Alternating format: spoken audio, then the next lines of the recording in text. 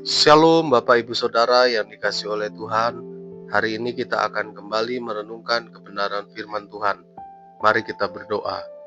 Bapa di surga, di dalam nama Tuhan Yesus Kristus, kami mengucap syukur untuk kasih yang Tuhan berikan dalam hidup kami. Sebentar kami ingin merenungkan firman-Mu. Bukalah hati kami ya Tuhan, kami siap mendengar. Dalam nama Tuhan Yesus Kristus, haleluya, amin.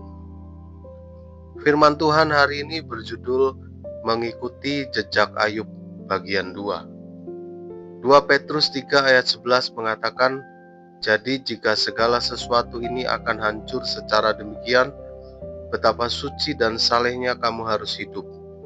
Bapak Ibu Saudara yang dikasihi oleh Tuhan, mungkin kita merasa diri hina dan sudah tidak layak di hadapan Tuhan karena dosa dan pelanggaran kita yang tak terbilang banyaknya.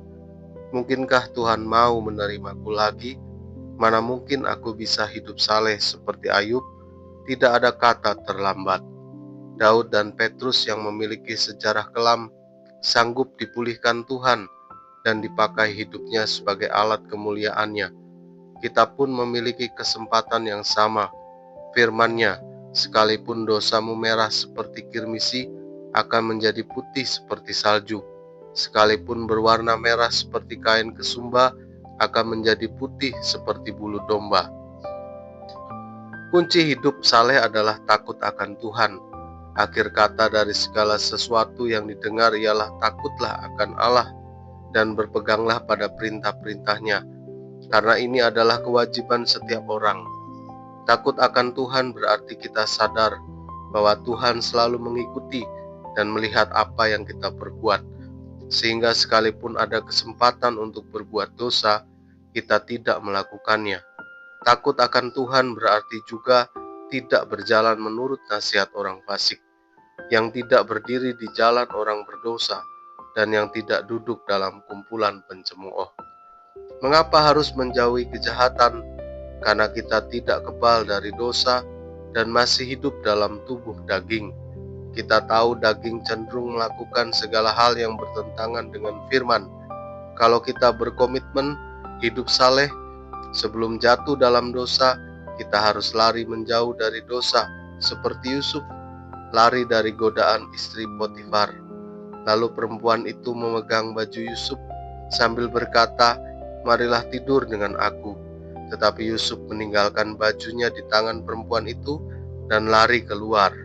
Tertulis, tetapi tiap-tiap orang dicobai oleh keinginannya sendiri, karena ia diseret dan dipikat olehnya.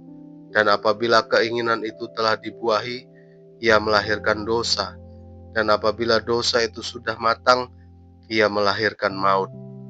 Hidup saleh berarti kita berkomitmen menjauhkan diri dari segala jenis kejahatan, bersikap tegas, dan tidak lagi berkompromi dengan dosa.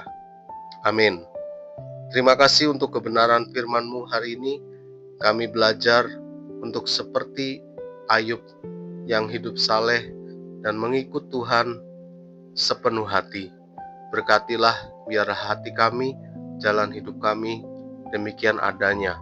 Mohon berkat-Mu sepanjang hari ini dari pagi, siang, hingga malam.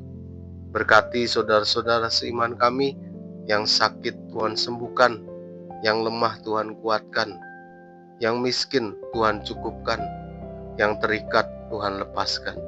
Berkati Tuhan, biarlah kami boleh menjadi terang di dunia yang gelap ini.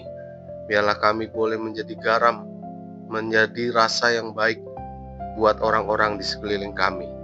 Terima kasih, di dalam nama Tuhan Yesus Kristus kami mohonkan doa ini. Haleluya, amin. Selamat melanjutkan aktivitas. Tuhan Yesus memberkati. Elroy, Tuhan melihat.